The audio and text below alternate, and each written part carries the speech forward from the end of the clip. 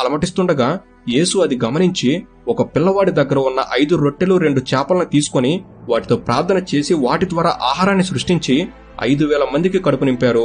అలాగే వారంతా తినగా ఇంకా 12 గంపల ఆహారం ఆ రోజున మిగిలింది. నెంబర్ 3, ఎంతో మంది ప్రజలు రోగాలతో బాధపడుతుండగా వారందరినీ బాగు చేశాడు. గుడ్డితనంతో బాధపడుతున్న వ్యక్తికి చూపునిచ్చారు, చెవిటివాడికి వెనికిడినిచ్చారు, కుష్ఠరోగంతో ఊరికి దూరంగా బాధపడుతున్న వ్యక్తికి ఆ వ్యాధిని నయం చేసి సంపూర్ణ ఆరోగ్యాన్నిచ్చాడు. అలాగే మూర్ఛ రోగాలను స్వస్థపరిచాడు. కుంటి వారిని, వికలాంగుల్ని, అంగవైకల్యం గల వారిని బాగు చేశారు. ఇలా ఆ రోజుల్లో ఆయన బాగు చేయలేని రోగమంటూ ఏదీ లేదు. బాధపడుతూ తన దగ్గరకు వచ్చిన ప్రతి వ్యక్తిని స్వస్థపరిచాడు. నెంబర్ 4, ఒకసారి యేసు తన శిష్యులతో కలిసి పడవలో సముద్రంపై ప్రయాణిస్తున్నప్పుడు పెద్ద తుఫాను వచ్చింది. అప్పుడు శిష్యులు ఎంతో భయపడ్డారు, తాము చనిపోతామేమో అని. కాని యేసు ప్రశాంతంగా సముద్రం వైపు చూసి గాలిని నిశ్శబ్దంగా ఉండు అని ఆజ్ఞాపించారు. దాంతో సముద్రం నిమ్మలిచ్చింది.